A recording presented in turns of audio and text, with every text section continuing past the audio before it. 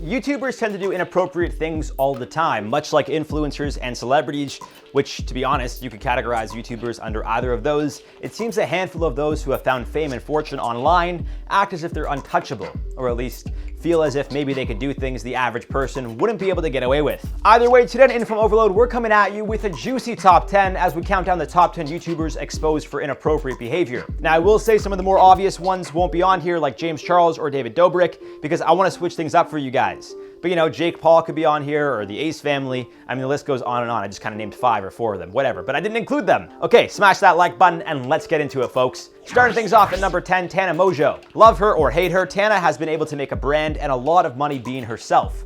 Or so it seems. As I always say, we can't tell for sure who's putting on an act and who's being themselves. All these people are entertainers, myself included, but I'm actually like this. I'm just a very weird, funny, handsome, outgoing guy all the time.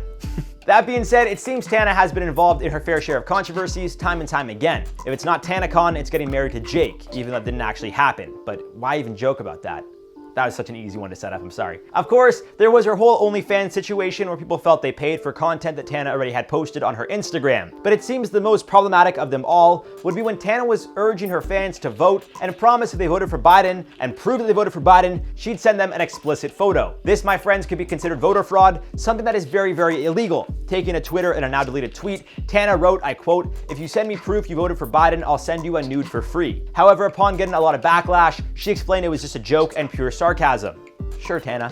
Sure. At number 9, we got Shane Dawson. I mean, I don't think I need to really go into too much in depth with all the things that Shane has done, leading to his mega cancellation about a year ago. For starters, a lot of his older content included Dawson using blackface, as well as him using racial slurs for comedic effect. On top of all this, the day that Dawson would release his 20-minute long apology video, holding himself accountable for his past actions, another old video of Dawson pretending to touch himself to a very old photo of Willow Smith would start to go viral. This would prompt both Jada and Jaden Smith to call Dawson out on Twitter, and would lead to a few other old clips in which Dawson made questionable jokes about things he would do to his cat and some very serious crimes. All in all, it seems Dawson has gotten the worst of the YouTube cancellations, right up there with Logan Paul. And now it seems he may or may not be staging a return, but we gotta just kind of wait and see what happens here, folks. Moving on to number 8, we got Ray Diaz. Now, I will say Diaz pleaded not guilty to the charges brought against him, and I have not been able to find any other information regarding the case or the situation in general, which likely means this could have been settled outside of court, or maybe the case got dismissed. However, again, usually that information would be brought to light. It's also possible the legal battles are still ongoing, so I really can't say for sure where this stands. I also can't say for sure whether or not Diaz did anything,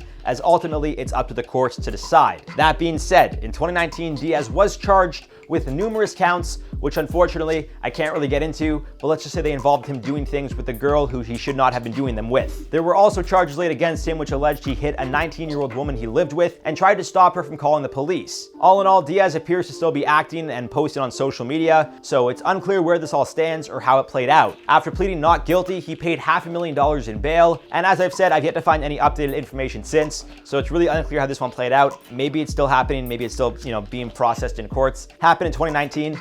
So, sometimes these things take a while. It's only been 2 years, which sounds crazy to say it's only been 2 years, but sometimes these things take like 5 to 10 years for some reason. Now at number 7, we got Nikita Dragon. In February and many times prior to this incident, Nikita was facing a lot of backlash for throwing a huge maskless party. Just a reminder to everyone, we're still in a pandemic. Although she claimed all of her guests were tested after facing immense backlash, side note, false positives and false negatives are a thing, just saying, it seems there was very little concern about catching anything, as some influencers were even seen licking and kissing each other. Seriously, there's a video of Tana kissing Patrick Star in the lips and then the two licking each other's face, which I'll be honest guys, pandemic or not, that's pretty disgusting to lick somebody. My buddy did it to me once in high school and he was never seen again.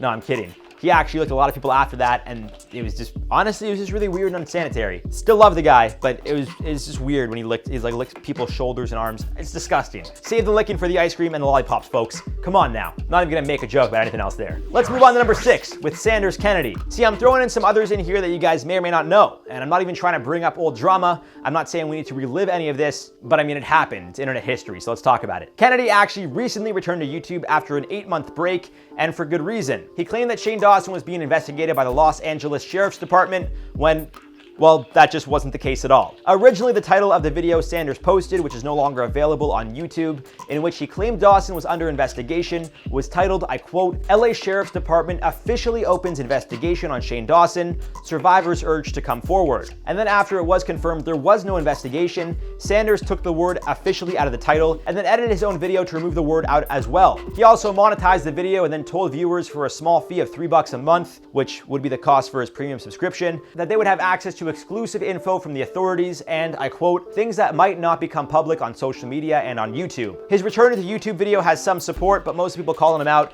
for not addressing the Shane situation at all. Could be for legal reasons because I believe Shane said he was going to sue him, but really who knows. Halfway now at number 5, we got Ryan Garcia. Is he a boxer, an influencer, or a YouTuber?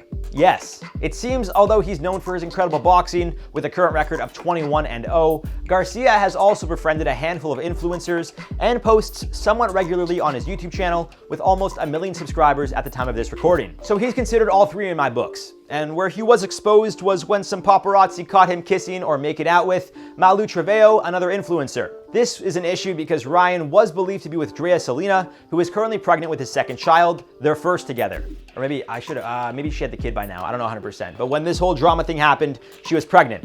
Some sources claim that Ryan was engaged to Drea, but he claimed they were on again, off again. Almost positive she actually had the kid, like I'm almost certain. Speaking on the situation, he explained, I quote, "Andrea and I aren't engaged, but we were still trying to fix our relationship. Malu and I went there as friends and we got caught up in the moment, but there isn't anything there. I didn't intend to hurt anyone. This is my personal life and I'm never going to speak on this again." Malu claimed that she didn't know Ryan was together with anybody, and Drea was very, very upset. At number 4, Brooke Houts. Brooke exposed herself when she uploaded the unedited version of her own YouTube video. And in that video, it shows her Doberman being a very good boy, and Brooke just responds in the worst possible way. Her actions led to a ton of backlash, as well as an investigation by the LAPD, and of course, a very long explanation, which truthfully, no excuse for how she behaved, but anyways. In a nutshell, she more or less explained how she was going through it that day, and although her behavior was wrong, as a dog parent, she has to show the dog when certain behavior, such as jumping in her face with his mouth open, is unacceptable. Those were her words. She then makes it clear she does not hurt Sphinx, her dog, ever, and he wasn't injured afterward as clearly shown in the video. But still, I don't care if you're having a bad day. I don't care if you consider that good parenting. You never hit a dog like that. That's not that's just, bothers me. Number 3, we got Jeffree Star. There have been so many separate incidents where this guy has been exposed, probably one of the most recent ones being the guy on TikTok who just accused Star of grabbing him from behind when he was 13. And when I say grabbing him from behind, I'm talking about little, he grabbed his. There have been numerous accusations and screenshots backing the claims that Jeffree has used racial slurs in the past, and of course he has made some of his own content in the past, which some have argued just further pushes this narrative. There was also the Dramageddon stuff and the many times Jeffree has been exposed for speaking about his friends behind their backs. Now, as you guys know, I don't care so much for the beauty drama stuff, but it seems Jeffree is a common denominator here for all the beauty guru drama stuff, whether it's Trisha, Shane, James Charles, Tati Westbrook. It seems like Jeffree is always involved. Always. Number 2, we got Dirty Dom. In March of 2021, a woman came forward accusing Dom of forcing himself upon her and other members of the vlog squad giving her alcohol until she blacked out. This led to Dom taking advantage of her without her consent. On top of this, footage of the woman was included in a vlog squad video from the night of the accusations, which alluded to Dom having a threesome. At the woman's request, it was removed from YouTube, and this would lead to David Dobrik losing a handful of his sponsors, as well as getting his YouTube channel demonetized. Dom would have his channel demonetized as well because of these allegations, and would take a break from the internet for about a month until returning in April, to the dismay of many. He's yet to speak on the allegations, and it seems like he's kind of just making light of the situation given his recent TikTok posts, which really, the guy just seems like an idiot to me, if I'm being honest with you guys. In at number 1, Austin Jones. If you know the story about Austin Jones, then you know I can't really go into too much detail regarding what he was charged with, given YouTube's policies. That being said, Jones was exposed and would eventually be charged and pled guilty to charges involving kids, pictures, and videos. Hopefully you guys could put 2 and 2 together. This will lead to a 10-year prison sentence, which Jones is currently serving. Again, I can't really say much about what he did, but it is disgusting. And there you guys have it for the top 10 YouTubers exposed for inappropriate behavior. Let us know your thoughts on this one down below. For now, let's do some comment replies from the video. Top 10 YouTubers who should be in prison, part 3. Cool Kid said the fact that there is enough to make more than 2 parts is concerning. Well, like I said, those videos are kind of like for entertainment purposes. Some of them have definitely broken very serious crimes that they should be in jail, regardless of who they are. Other ones are just like borderline, so, say what you will from what we say. Gia Alvarez said, it's crazy how some YouTubers can get away with things with either no punishment or little punishment at all. That I agree with. it's like celebrities. It's like a celebrity gets a DUI and they don't go to jail. They get community service, which I don't understand. That's not okay. And the same thing with influencers. Like, none of it makes sense to me. Justin Graves said, Cole was exposed for trying to blackmail Austin. That's why he took down the vid. He's also been caught scamming his fans. Yeah, like I said, guys, I don't have anything personally, I don't have any personal vendettas against any of these people because I don't know them.